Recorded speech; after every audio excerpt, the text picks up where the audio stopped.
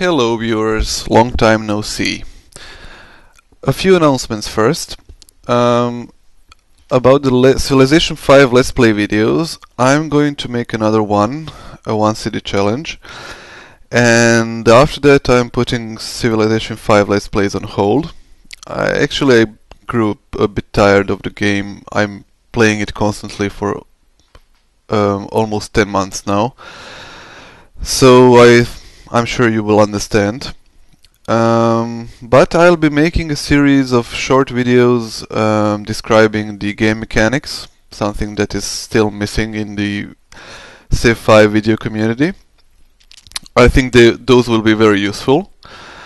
And if you haven't already, check out the YouTube/Civ5MA. It's a new channel that was created by Magin and myself. It's about submitted saves by players on Civ Fanatics forums about real situations, and they submitted a save at a certain turn in which they were unsure how to proceed, and Magin and myself analyze those games and give advice about how to proceed. I think you'll find many useful information there for your own games as well. In this video I'm going to do something very basic, very essential, and that is to briefly inform you about the strengths and weaknesses of each civilization. There has been a lot of discussion about the like who is the best leader, what's the best civ to play for a certain game type, and so on. And I just wanted to give a very well, how should I put it? I want to make some statements about these civilizations that are not so obvious. So let's start. Let's pick the first leader, Washington of the America. The description of the unique ability says all land military units have +1 sight, 25% discount when purchasing tiles. The first thing about all the leaders and civilizations is that they all have a unique ability and two special stuff, either a unit or a building. Most civs have 2 units. Some civs have 1 unit and 1 building.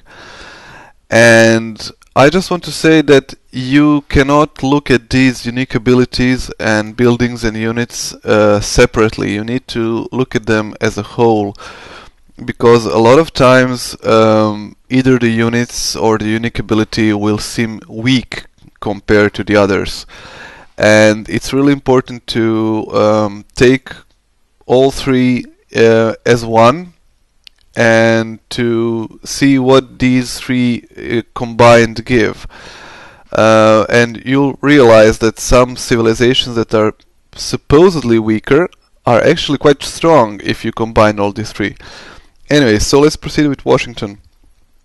All land military units have +1 sight. This is extremely useful in combat, because spotting is quite difficult in Civ5. It's not like in Civ4 where you could send a spy,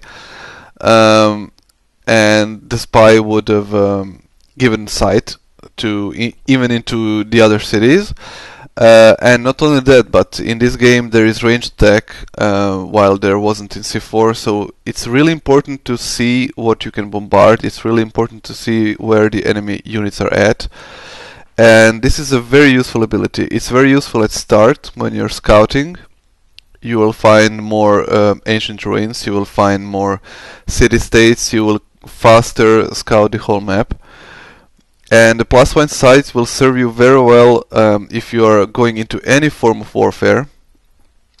It's really useful. You have to try it. You really have to try it for yourself to see how convenient it is. As Diminti once said, he so got used to that +1 side that when he was playing with some other Civ, he was like, oh my god, I can't see anything.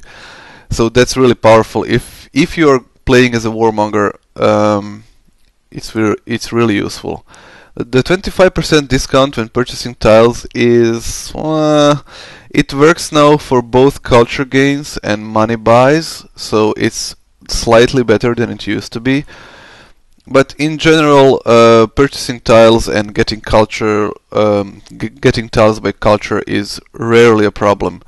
So that's a weaker part of the unique ability of Washington.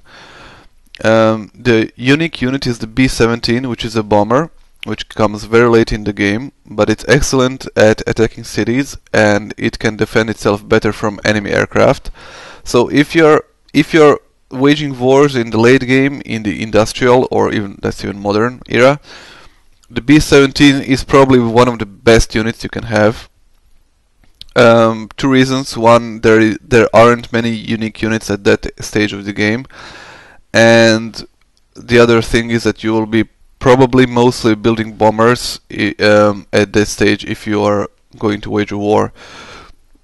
So in any case, B-17s are exceptionally good for their period of time. The other unique unit of Washington or the Americas is the Minutemen. The Minutemen are gunpowder replacement. What's the name of it? Is a musketman replacement unit. It receives no penalty when moving through rough terrain.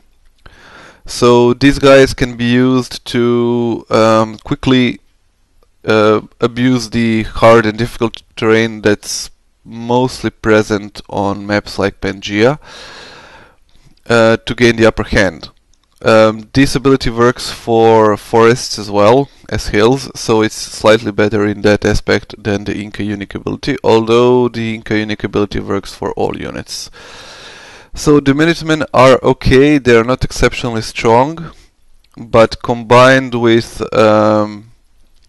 the unique ability, Washington can be a very good warmonger if played to its strengths. So basically what you want to do with Washington is to make a lot of Minutemen and simply use the information you're given, the extra information in the form of +1 sight, to scout the enemy and to determine yourself where you want to position your units and then strike according to that.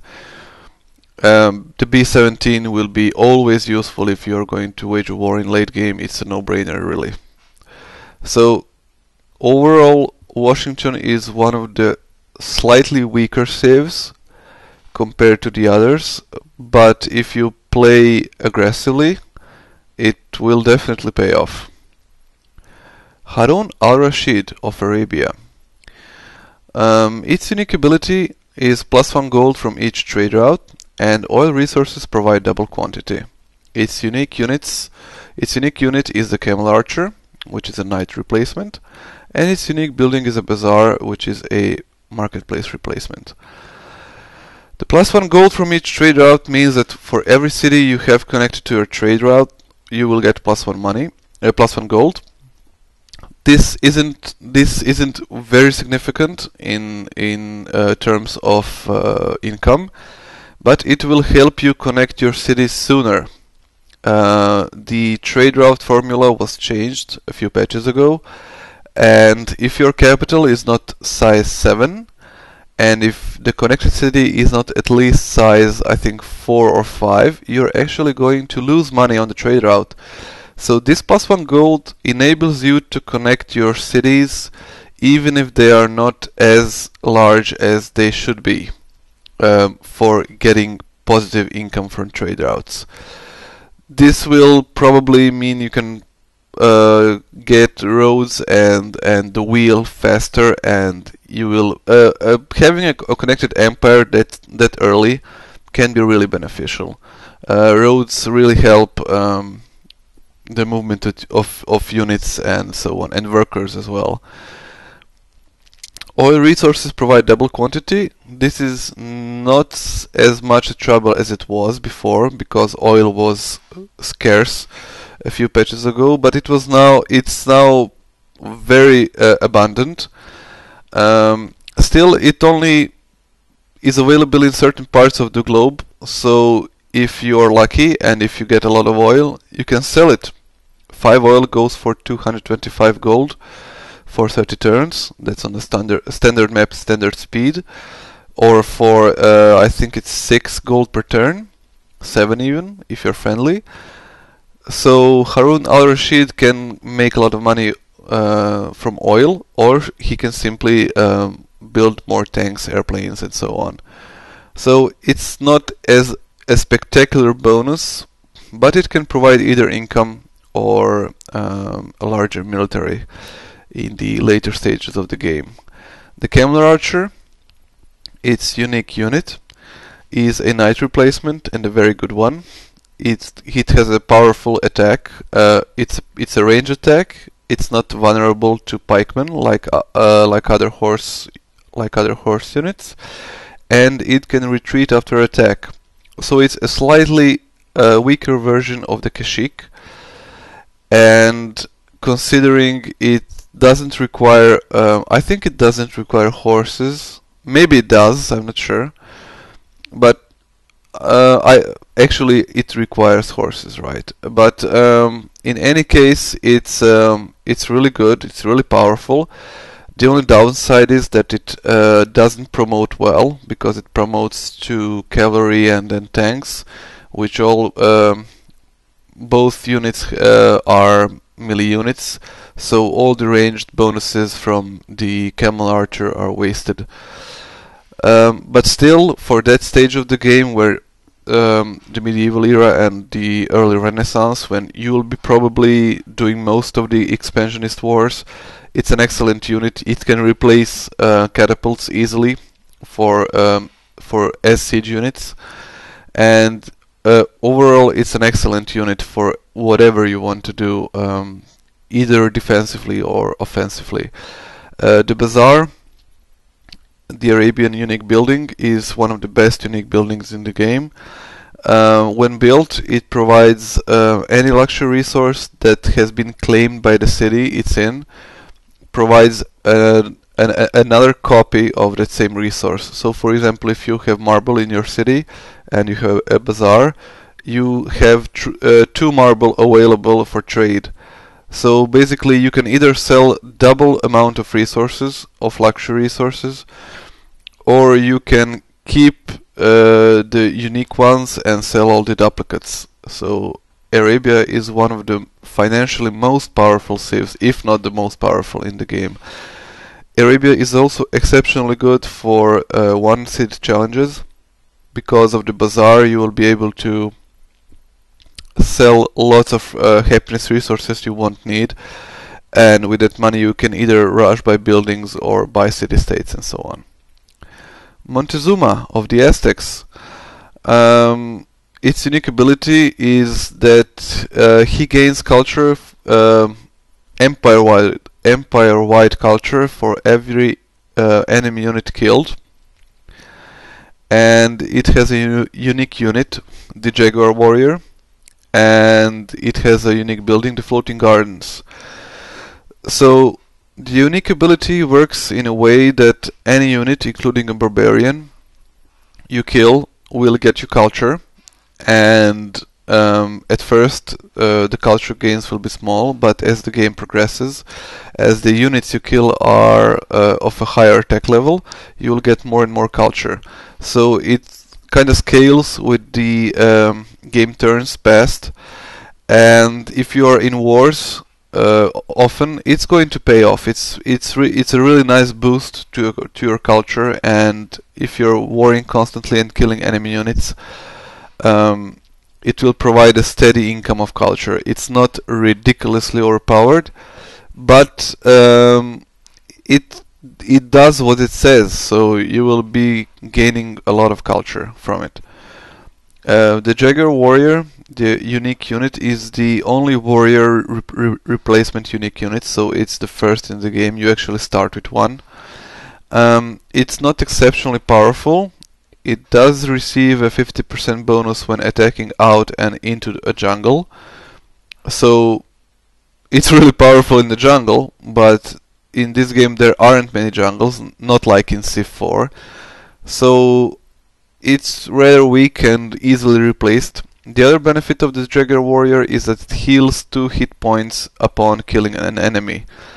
So it can be a good unit in early wars, and it will probably be good in some scenarios. It will be good on Earth map, where there is a lot of jungles, and overall it's one of the weaker unique units, but upgraded it can be a slightly stronger it can be a basis for a slightly stronger swordsman and long swordsman army than when compared to other upgraded units.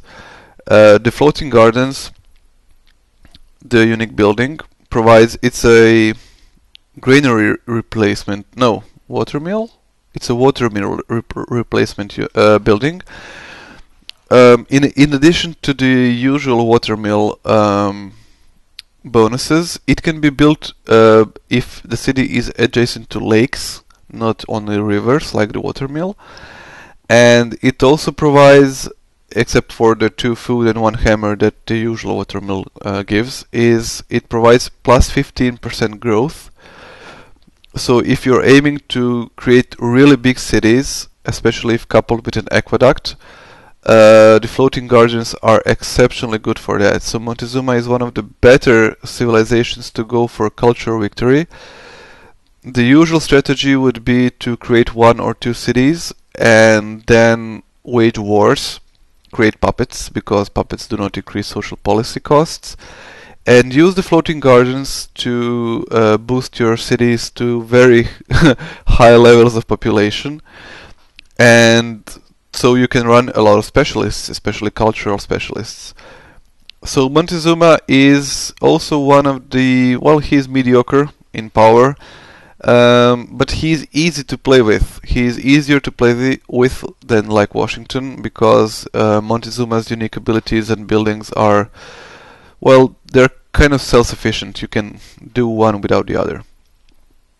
Wu Zetian of China is a leader whose effectiveness and spawn rate of great generals is increased. So I think it's double or triple, I'm not sure. But it also, her great generals receive a 15% bonus to their usual bonus. So Chinese armies are going to be powerful, more powerful in general, and these bonuses last throughout the game. So from the very first great general to the very last one, at the end of the game, all your units are going to be, all your land units are going to be really, well, more powerful. The spawn rate of great generals can be used to increase the number of your golden ages. If you don't need great generals, you can simply use them to create a golden age. So even if they are not exceptionally, you don't need like 15 great generals. You can just use them to boost your economy and your production when you have enough of them already in the field. Its unique unit is the Chukonu. It's a crossbowman replacement. Her unique unit, yes, is the Chukonu. It's a crossbowman replacement. It has a slightly weaker attack than a crossbow, but it can shoot twice in 1 turn.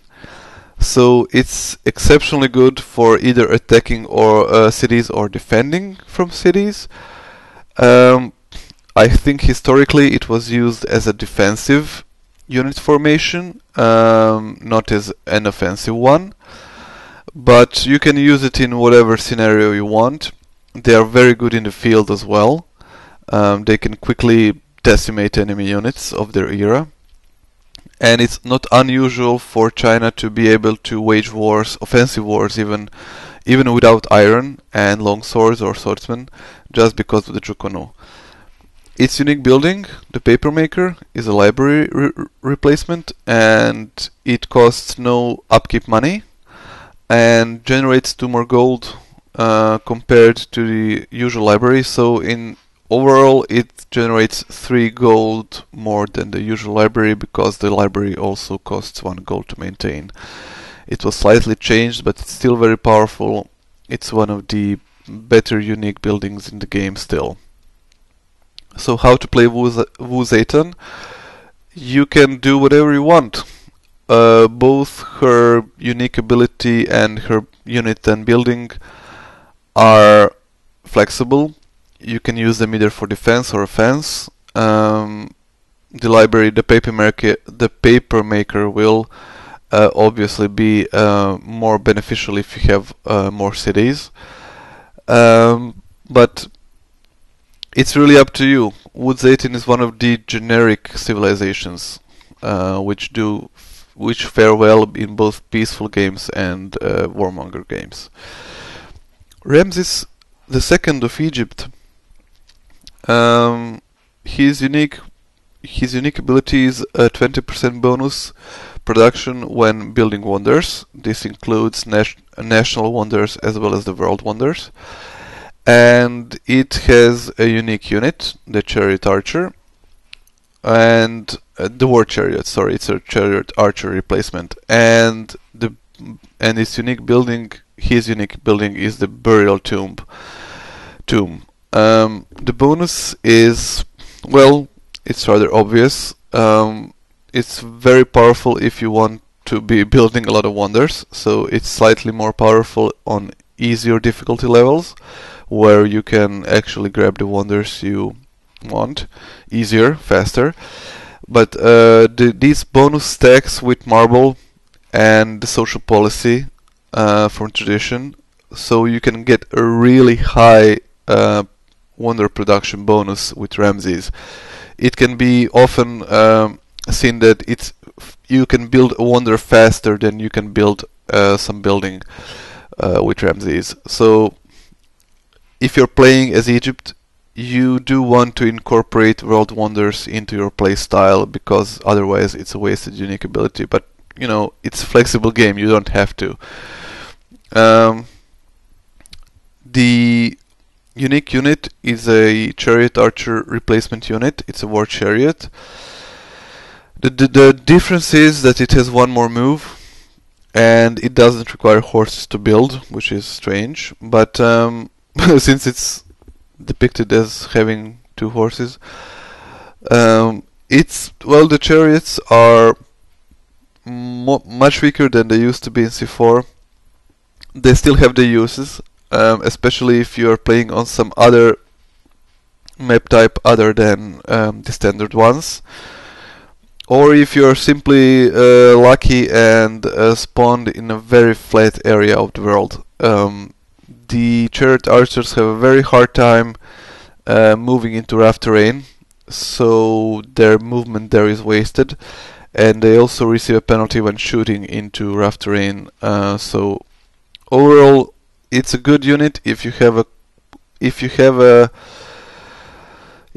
more cities than you can defend with your army. Then they are good, because ranged units, especially across rivers, they can kill enemies, but you really have to mass them, like have 3 or 4 chariots for them to actually be effective. Otherwise, the surviving unit will just one-shot them, because they are really weak in melee. So it's one of the weaker unique units, really. But apart from that, to compensate for the weakness on the War Chariot, the Burial Tomb is really good. It's temple replacement building, and it provides 2 happiness in addition to the regular temple, which usually gives culture. So the Burial Tomb gives both culture and +2 happiness. This is a very, very good ability. Simply because the happiness from Burial Tomb is added to the global happiness pool, so it's not limited by the city size, like for example the happiness from Colosseum. So for example, a city that is size 3 or size 2 that builds a burial tomb, it's going to add that 2 happiness to the city, even if it has a coliseum already. So a size 3 city with a coliseum will and the burial tomb will generate 5 happiness. So it's a really good unique building. It's one of the best. It's similar to, in effect, to the Persian one, which is a bank replacement and also gives 2 happiness. So burial tomb, considering happiness is one of the greatest issues in Civ5, that one of the hardest things to manage, the burial tomb is excellent. Elizabeth of England. Her bonus is that all naval units receive +2 movement, which is, well, useful if you're playing on certain map types. It's useful on even on a continent's map, but it's probably most useful on an archipelago map and tiny islands. And she has two unique units. One is the Longbowman, and the other is a ship of the line. The Longbowman is a slightly weaker crossbowman, but it has range, or maybe it's even equal in strength, I'm not sure, but it has range 3, so it has as much range as an artillery, which comes way later in the game. So Longbowmen are excellent units for Renaissance wars or even medieval wars. Because of the range, they can easily decimate the enemy army without getting any damage. And if you have 4 or 5, they can easily take down cities as well.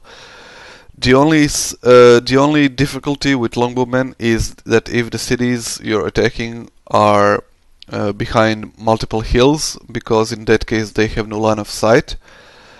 But you can pick up the upgrade that enables you to shoot over obstacles or over rough terrain. So combined with that, the Longbowmen can be really powerful. But unfortunately, they upgrade to Riflemen, which are yet again a melee unit. So all the ranged upgrades you might get with Longbowmen are going to be wasted. So the Longbowman has its uses, but it's best used on coasts to prevent enemy navies or navally embarked units from getting to the shore, and it's probably a better defensive unit than an offensive one, but it can be used in both roles. The ship of the line is a slightly stronger frigate. It's a Renaissance vessel, and it can be really good if you are doing a naval invasion or anything, considering anything that has to do with anything you would want to do with frigates. It's way easier being done with ships of the line, especially with the +2 movement, which is the unique ability. So Elizabeth is all about the seas, and her unique ability and her units enable her to have complete control over any coastal area. There is no way in hell that any ship can or any embarked unit can land on the beaches defended by Longbowmen. So if you're not playing on a map that has any type of sea or seas, it's a complete waste to play Lizzie. Still, unlike in Civ4, all the civilizations in Civ5 are able to hold on their own, even without the unique abilities and buildings and units. So Elizabeth is, well, she's a naval power. England. Napoleon of France. His unique ability is that every city he has, before discovering steam power, all cities generate +2 more culture per turn. He has also 2 unique units. The first one is the Musketeer, which is a my brain stopped, which is a musketman replacement, and the Foreign Legion, which is an infantry replacement. So Napoleon is a very good warmonger, and he is very good at empire management. Let me explain briefly how the culture benefit works. Any city, your own or a puppet city, will generate you +2 culture per turn until you discover steam power. So until you basically enter industrial era. You can probably skip steam power and go for artillery, but it's really not so important. So what this means is that you will be getting culture faster, especially in the early game, and you will be able to fill up 1 or 2 trees before you even get into Renaissance. And the more cities you have before steam power, the more you'll get culture from this ability. It also compensates a bit for expansion. So Napoleon can afford to have more cities, more of his own cities, compared to other civilizations, especially when you take and still get social policies in a relatively fast time. Napoleon's unique ability plays best with Liberty social policy tree, because it works very well with the so it's a good synergy between the two. The first, when you pick Liberty and add to that the France's unique ability, you will get 3 culture per city. So at start, your cities might even generate more culture than is. I mean, even considering the penalty for having more cities, you might get even more culture and social policies than you would usually get with fewer cities. Wow, that was nicely worded. Anyway, I'm going to continue on the leaders in the next part.